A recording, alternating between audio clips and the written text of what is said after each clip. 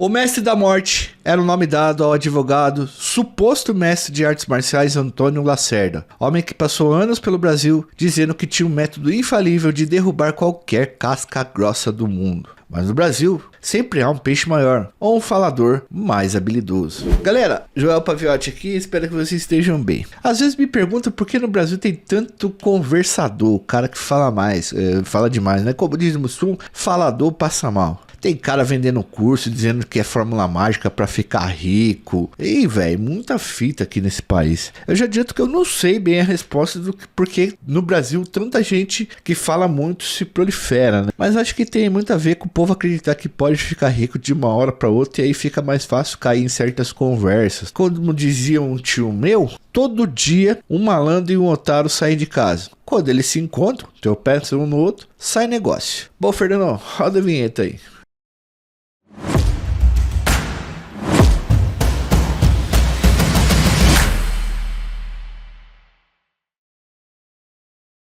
Galera, Antônio Lacerda apareceu no início dos anos 80 no Rio de Janeiro com uma conversa de que tinha passado um longo período no Japão e se formado faixa preta numa técnica chamada Iawara. A maioria das informações que vocês vão ter aqui agora contando a história desse cara, vocês podem conferir no ótimo site Portal do Vale Tudo, na coluna do Baú do Alonso, produzido pelo histórico jornalista Marcelo Alonso. Obrigado, viu, Marcelo? Tô lendo muitos artigos seus, muito obrigado mesmo pelo trabalho que fez. Esse cara manja muito da história das artes marciais do Brasil e desse cara que a gente vai falar aqui, que é o Mestre da Morte. Bom, esse Lacerda, o Mestre da Morte, começou a perambular nos anos 80 pelo Rio de Janeiro, divulgando que era tão bom nessa arte marcial que ele falou que era formado, que ele poderia ganhar de qualquer um, em qualquer modalidade de luta. E olha que eu tô falando de um período em que os Gracie, a família Gracie ainda estava tentando impor o jiu-jitsu como uma forma de luta que eles achavam que era melhor, desafiando uma penca de gente. Você tem uma geração aí dos anos 80 e 90 com o Royce Gracie, os caras que iam pra pegada mesmo, meteu o louco nos malucos, tá? E aí o Lacerda aparece nessa época. Aos poucos, o Lacerda, o Mestre da Morte, foi convencendo lutadores de que ele sabia técnicas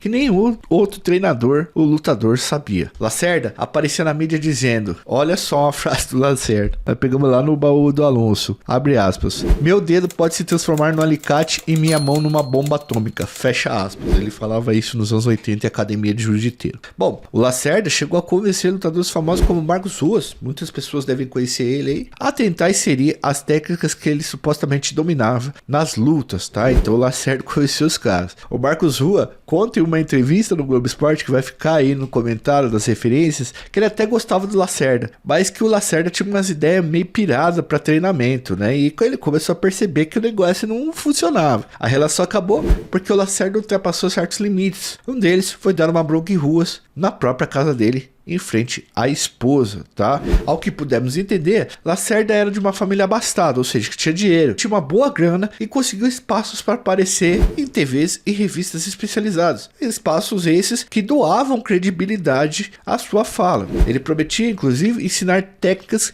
que jamais poderiam ser derrotadas. A princípio, ele era visto de forma bem humorada, mas ao começar a aparecer na mídia, ele começou a ganhar adeptos de verdade. E é isso, né, galera? Antigamente, quem que aprovava se uma pessoa era boa profissional ou não era, se ela era destaque ou não era? Geralmente eram as mídias tradicionais, uma Rede Globo, uma Folha de São Paulo, revistas especializadas no assunto. E como ele conseguiu espaço, as pessoas foram dando credibilidade para ele também. Isso é uma via de mão dupla nesse sentido. Hoje é a quantidade de likes, é a quantidade de podcasts que você vai e consegue angariar aí uma horda de pessoas que acreditam na sua credibilidade, tá? E aí, cara, o Lacerda, o Mestre da Morte, depois dessa construção de personagem, chegou a virar treinador de um cara chamado Edson Carvalho, faixa preta Carson Gracie, tá? Um dos maiores nomes do jiu-jitsu mundial. O Carson criou lutadores assim impressionantes e na história do jiu-jitsu é considerado um dos caras que mais manja. E o Carson, ele era pavio curto e já havia avisado que o tal de Lacerda era contador de história. Mas mesmo assim, Lacerda conseguiu cooptar um lutador dele. Cara,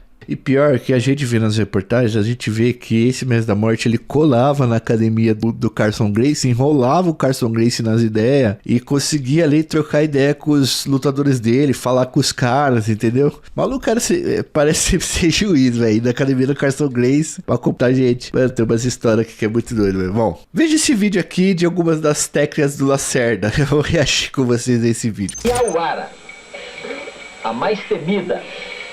Eu sou Deus. Perigosa, proibida das competições, a luta da morte. Ele é uma criança, ele é um embrião. Eu tenho a vida dele. Eu sou a vida, eu sou a morte. O único praticante no Brasil parece um homem comum. Franzino, desarmado, o advogado Antônio Lacerda, no tatame, se transforma. Exibe um repertório de golpes que considera infalíveis. Ah, parada é fácil, né? A mão funciona como esse instrumento aqui, como esse alicate. Aonde pega, eu sou. Então entre o espírito da guerra, a minha mão é como se fosse isso. Então, o que é mais rápido? Esse movimento dele ou a minha mão? Isto aqui é uma lâmina. Você não vê ninguém reagindo, né? Cada dedo desse funciona como um instrumento desse. De que maneira, mestre? De que maneira? O baiano Edson Carvalho, de 30 anos, é o único discípulo do Mestre da Morte. Faixa preta de judô e jiu-jitsu, Carvalho desafia lutadores de todas as artes marciais a enfrentá-lo. O mestre, na realidade, no que diz respeito à luta, é um sol. E tudo que existe na luta no mundo, por onde eu andei, na Ásia toda, na Europa toda, na América, nas Américas, só encontrei simplesmente vagalumes quando comparados a ele.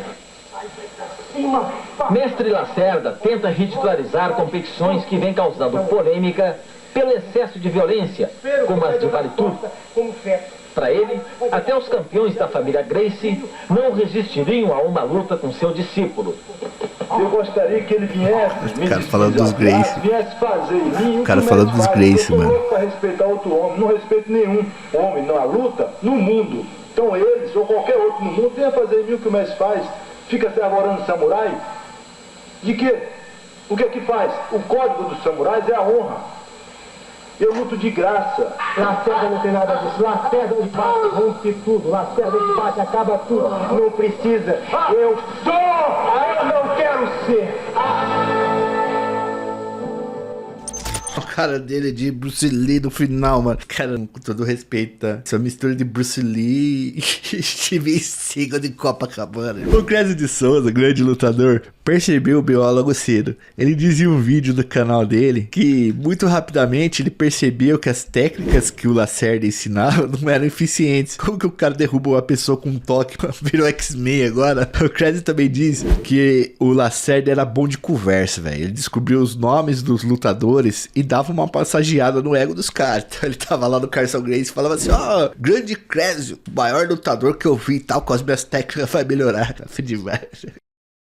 E o Lacerda, todo mundo sabe quem é o tal Mestre da Morte, né? E aí teve aquela polêmica toda, porque o Lacerda começou a entrar na academia e começou a induzir vários atletas tops foram manipulados pela cabeça do Lacerda. Teve uma época, teve uma situação que eu cheguei na academia porque falavam tanto dele, falando que ele tinha chance de me derrubar com um dedo, com uma mão e não sei o quê. E eu falei assim, pô, cara, se isso acontecer, eu nunca mais olho pra cara do Carlson e nunca mais olho pra cara do meu pai, que os dois mentiram pra minha vida inteira, porque eu acho que eu sou um lutador e que pra alguém me parar com um dedo só é impossível. E eu ficava naquilo, nego, não, porque o cara é isso, o cara é aquilo. E eu cheguei na academia e o mestre Lacerda estava dando uma palestra. Eu não vou citar nomes, tá? Não vou citar nomes, mas tinha nomes lá conhecidos por todos, respeitados por mim lá, e ele dando a palestra dele. E eu parei para olhar a palestra dele, fiquei olhando, falei assim, pô, é hoje que eu vou pegar esse coroa, porque mais ou menos ele era um pouco mais velho do que eu, né? Eu tô com 58 anos agora. Na época eu devia ter uns,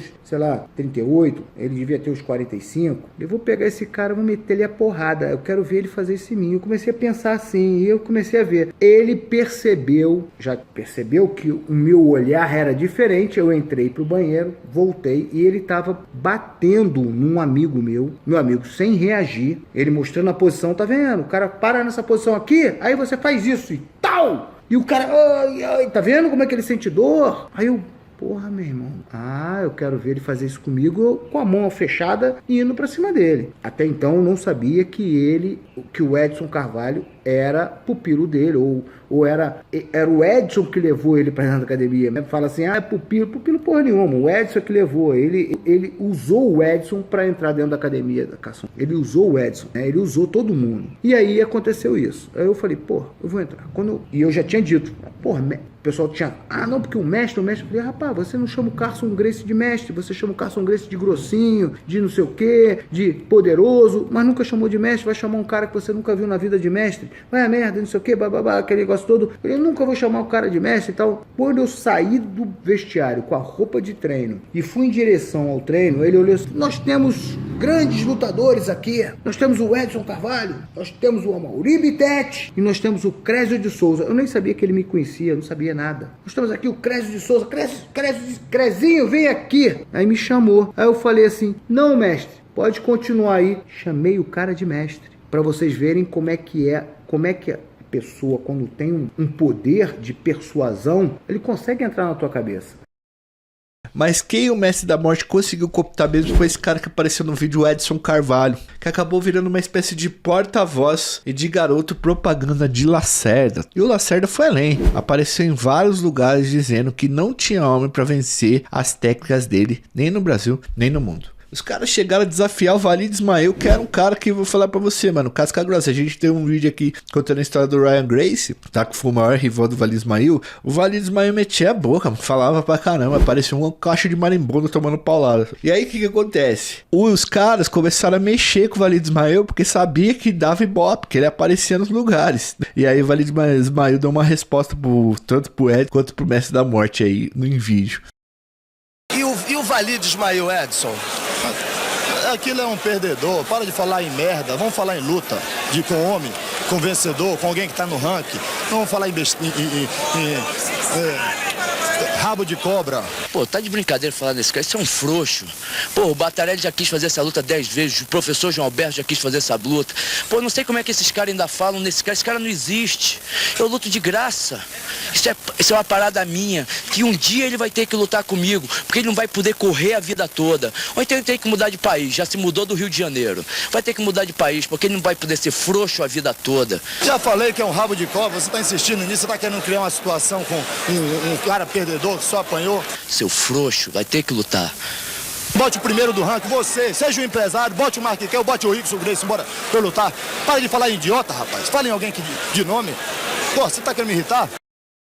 O Marcos Ruas, segundo o portal Vale Tudo também, teria se estressado num treinamento com o Mestre da Morte, pois o Marcos Ruas nunca podia reagir, ele só podia tomar porrada, ter o gogó apertado, tá ligado? Se liga, abre aspas, Marcos Ruas falando, pra mim já deu essa palhaçada, parada é mole, quero ver em movimento. Valendo porrada mesmo, fecha aspas. Borros porrada no coroa. Aí o Mestre da Morte teria passado uma lábia, falado pro Marcos Ruas assim, abre aspas, Ruas, você está possuído pelo demônio. Se você me der uma porrada, me arrebenta. Mas se eu usar minha bomba atômica, posso te causar danos irreversíveis, fecha aspas. E aí o Lacerda mostra o que é a parada, tá ligado? Ele usou pra desmontar o Marcos Ruas a melhor arma que ele tinha, que era a palavra, a conversa, tá ligado? Esse eu acho que é o ponto do nocaute. Bom, em 1998, durante o evento famoso de MMA em Recife, Pernambuco, Lacerda subiu no cage para desafiar Mark Kerr, que na época era um dos lutadores mais famosos do mundo.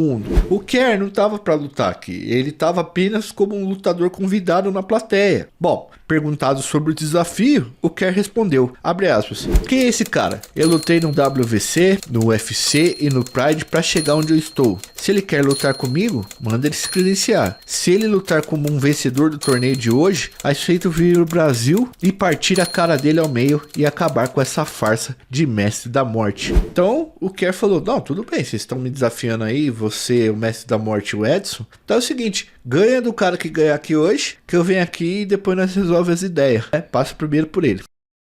Estou aqui à minha esquerda com Mestre Lacerda e aqui à minha direita com Edson Carvalho. Mestre Lacerda, esse desafio é sério. O Edson vai lutar com o Marquer? Não depende do Edson. Senão, o que eu estaria fazendo aqui? Não depende só do Edson. E é verdade que o Edson quis lutar com o Marquer antes e o Marquer não quis? Essa pergunta você tem que fazer ao proprietário, o dono, o responsável pelo evento. Porque se eu falar, as pessoas vão dizer, será que é verdade? Agora uma perguntinha aqui pra você, Edson. Você acha que a diferença de peso, o Marquer é um animal, é um specimen, como eles chamam. Você acha que essa diferença de peso não vai te prejudicar? O rei da selva é o leão, não é o elefante, nem a girafa, nem o rinoceronte. É isso que eu aprendi com o mestre. Quer dizer que você está pronto para lutar com o Marquer? Se eu não tivesse, não estaria aqui falando o que eu estou falando, confirmando tudo que já foi dito.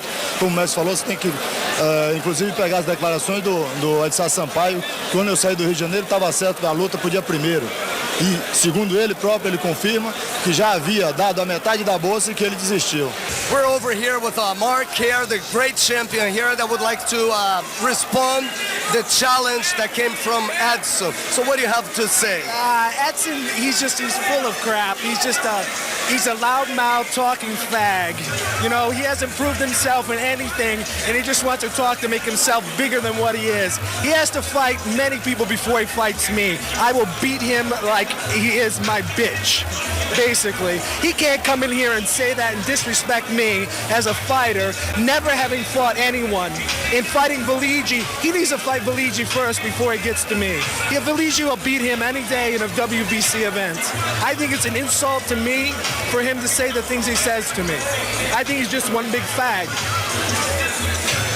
Those are Mark Kerr's words.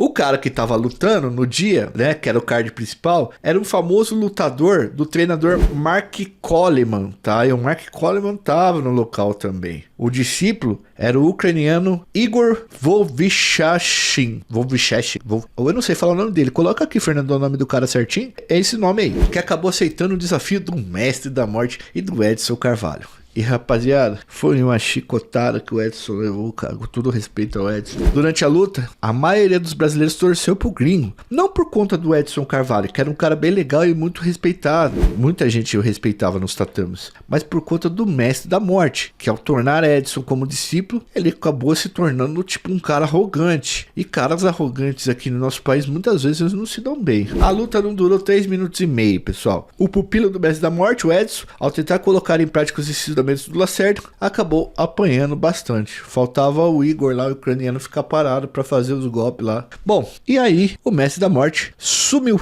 Edson viria a lutar 6 meses depois e vencer lutas, mas o que entendemos nas referências aqui é que foi o momento que ele abriu os olhos e abandonou o Lacerda, o Mestre da Morte. Parabéns ao Edson, que encontrou seu caminho fora de algumas ciladas, tanto que é lembrado até hoje, e ele é lembrado como um bom lutador, mas também é lembrado por essa fase aí. Rapaziada, nesse momento vocês devem estar se perguntando assim depois dessa história toda, e o Lacerda, onde foi parar esse cara? A gente também não sabe. Ele sumiu do mapa, talvez esteja por aí ensinando outras técnicas do Mestre da Morte. E deixa eu falar uma coisa pra vocês antes de ir embora. Eu não tô dizendo que é o caso do Lacerda, tá? Eu não tenho nem competência, nem estudo, nem grau pra dizer o que ele é, tá? Me pareceu um cara muito bom de conversa. Tô falando que é o caso dele. Mas se você tem uma boa papo, uma boa conversa, um método persuasivo da hora aqui no Brasil, você consegue muita coisa, meu irmão, mas muita coisa mesmo. Vídeo Mestre da Morte, que rodou anos e anos mexendo com o lutador casca grossa e nunca tomou uma porrada. O Brasil, pessoal, é muito louco e tem figuras mais loucas ainda. Meu Deus do céu. Os caras que nós contam aqui que é um barato louco demais.